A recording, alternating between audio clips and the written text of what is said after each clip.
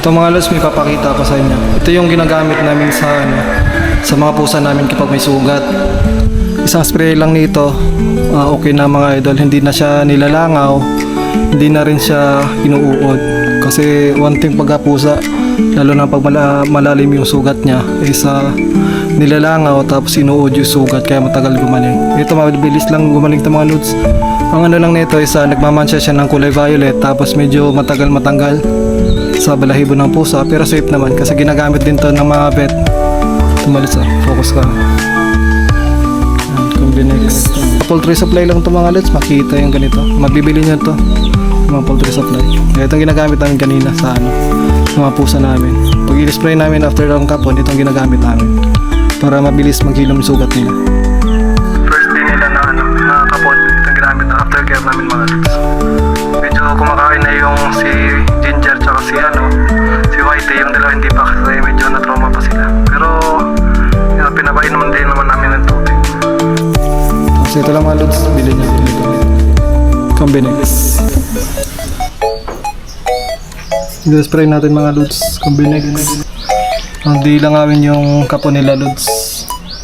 Combinex. Magkukulay violet to, tapos medyo matagal na matanggal. Pero effective to mga idol. Spray natin yung kinapon nila na parte.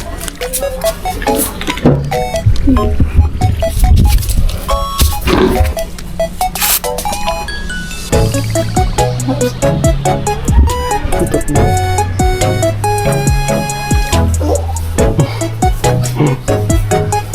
Safe naman yung mga loads. Yan din ginagamit na ito rin ginagamit ng mga pwede na sa vet. Matagal lang matanggal to. Dumidikit sa balahibo nila. Matagal matanggal yung paint ng violet.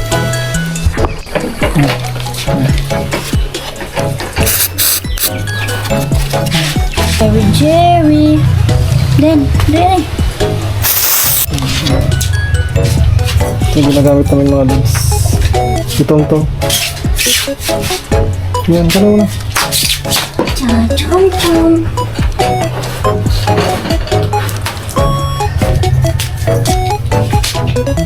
Yan na siya.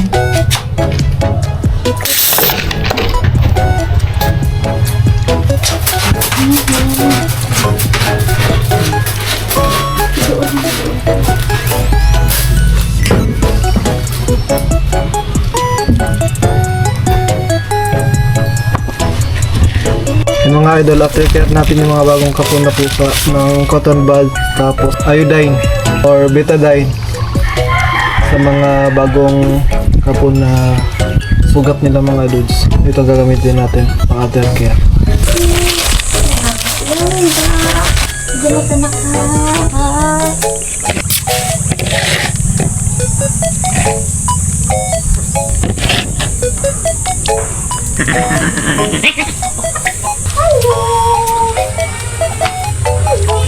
Yung kapon niya mga dudes. Lagyan natin ng betadine mga idol. Kasi ito malakas na kumain. Mabilis na lang gumaling ito. Si Whitey. Ano mo na? Roger!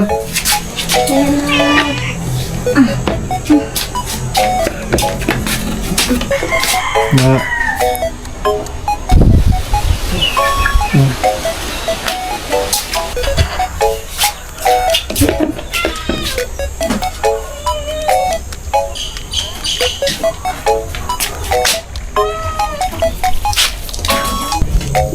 Kung anong tali ko din siya, siya magpaglo ko. Sabi ko ito na. Isa ko bigyan ko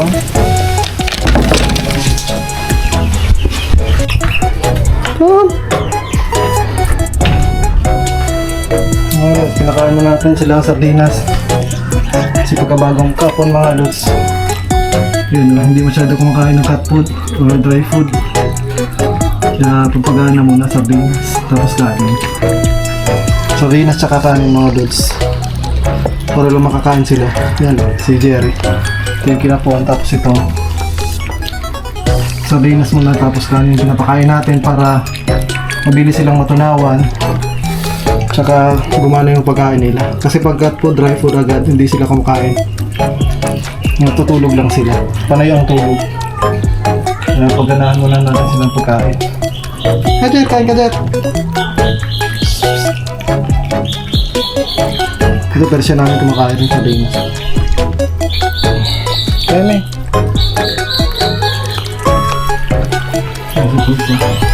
Si Jerry. Ginger. Kaya na pusa.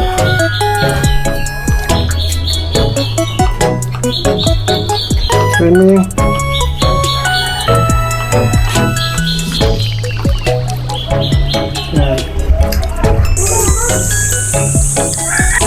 Hindi ka na po na.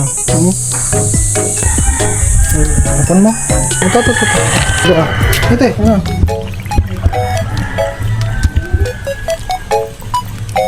Inom mo na siyang tubig, Lods.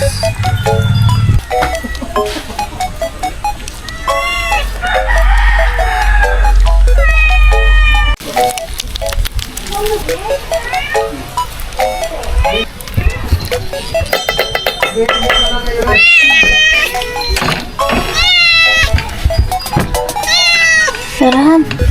Ikaon ko. Ano ba itong? Dubi-dubi.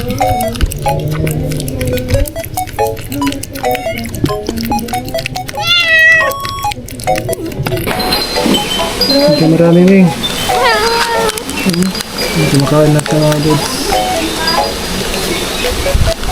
Yung dalawa doon ayaw pa kasi medyo natatakot pa sila.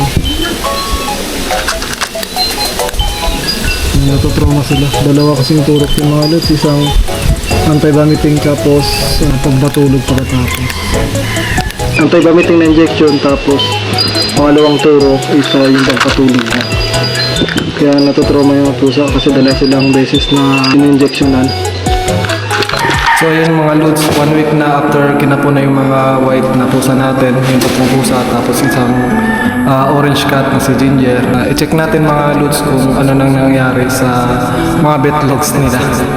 Kung nag-healed na ba o hindi pa. Hindi na pala namin ginamitan ng amoxicillin mga Lods kasi napapansin namin tulog ng tulog yung mga pusa after nilang makapon. Hindi na namin ginamitan ng amoxicillin. Instead, ginamitan namin ng Combinex. Tapos yung betadine, pinapahiran na namin araw-araw para gumaling yung sugat na at maghilom yung mga sugat nila. Tapos pinapakain din namin sila ng mga wet foods mga Lods kasi pansin namin tulog ng tulog sila mga Lods, mga idol. Tapos ayaw masyadong kumain kaya treats at wet foods na example mga paksiw ganyan or mga isdang may sabaw, yun na lang pakain natin kasi sa pag-dry food hindi sila masyadong kumakain at pansin namin na tulog lang sila. Kaya pag binigyan pa natin ng amoxicillin is lalo silang matutulog niyan. Instead, hindi na rin makakain. Yan yung papakita namin mga idol kung ano na yung nangyayari sa betlogs ni White. Ito unahin natin si Whitey mga idol. Tingnan natin ha. Tapos ang gagawin namin ngayon is i-sprayhan na natin ng pang-last na yung spray na violet, yung Combinex mga Lods, para tuloy maghilom ng sugat niya. Kahit di mo nalagyan ng betadine kasi naghilom naman na talaga mga Lods yung sugat nila. Ito mga Lods, check natin. Mga Lods ito mga Lods, naghilom na. Ito si Whitey mga Lods, naghilom na yung sugat niya sa kapon. Bale, di na namin pinainom sila ng amoxicillin. Naghilom naman ang pusa. Kasi pag mas maliit yung betlogs ng pusa ninyo, mas madali siyang maghilom. Kaya gagawin natin mga Lods, lalagyan muna natin ng pang huling lagay ng Combinex sa pusa natin si Whitey. Tapos kina Tom, si Jerry at saka kay Ginger.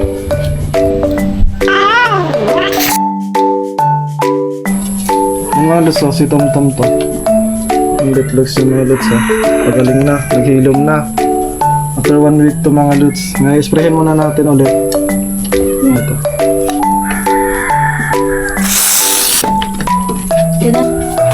Ciao, baby. Si Jerry. Kay Jerry. Pahilom na rin. Yan. Si Ginger na lang mga Lods. Si Ginger. Ito So, kay Ginger naman mga lods. Yan. Ang kapin niya.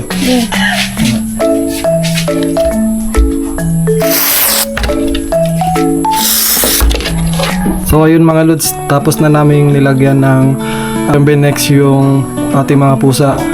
Last ano na yun mga lods, last lagay na natin nun, panghuling lagay natin yon. Kasi naghilom na naman ng tuluyan yung mga sugat nila. Tapos yun, kahit di gamitan na amoxicillin mga lods. Tapos pag ginamit yung Benex, maglagay na lang kayo ng ng face mask sa inyong mga bibig or ilaw.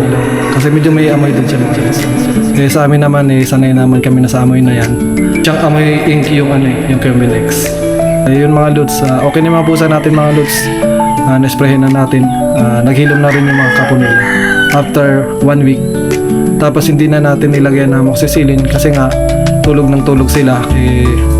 Pag pinainom pa natin ng amoxicillin is wala rin, natutulog lang sila palagi, hindi na kumain. Matagal gumaling yun yung sugat nila pagka ganun. Kaya minabuti na lang natin na alagaan ng betadine araw-araw. Tapos yung Benex na lang after 1 week lagyan ulit ng Benex para fully healed na yung sugat nila after.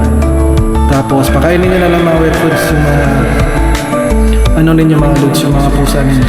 Kasi papansin namin hindi sila masyado kumakain ng dry foods, wet foods halos yung kinakain nila. Kaya ito mga pusa natin mga lods. Fully healed na rin sila mga lods, mga kapuna. Kaya masaya rin kami na okay na yung mga pusa natin, hindi na yan dumadami, hindi na rin masyado napamarkings.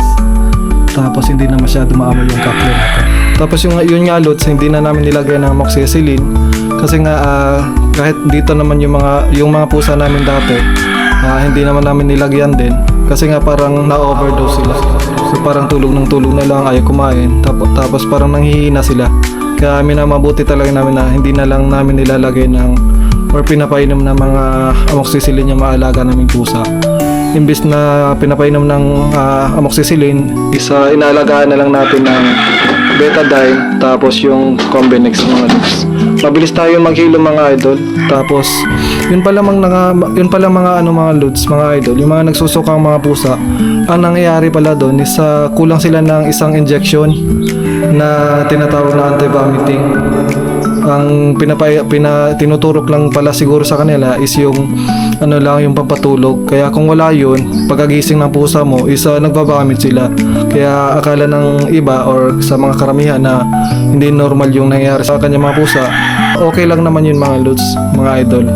Kaso lang hindi sila napainom ng anti-vomiting. Kaya nagsusuka yung ating mga pusa after silang makapon. Kaya dito sa amin mga lods, medyo mahirap lang kasi 2 times silang in-injection. One is anti-vomiting, tapos yung isa yung papatulog na. Kaya nangyayari doon is medyo natoroma yung mga pusa natin. Pero okay lang naman mga lods, para safe naman yung mga pusa natin sa pagsusuka.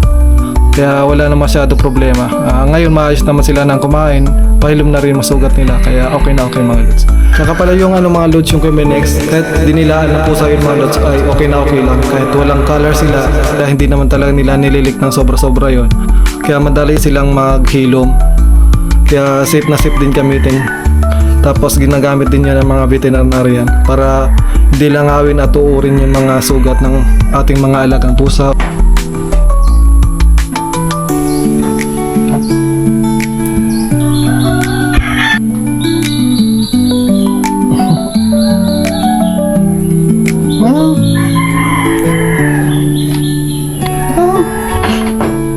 Kaya kung nagustuhan ninyo ang aming mga videos mga idol, just click like, share, and subscribe mga idol para sa susunod pa naming mga videos. Para sa information din kung paano natin inaalaga ng ating mga pusa. Maraming salamat sa panonood mga idol. Have a good day.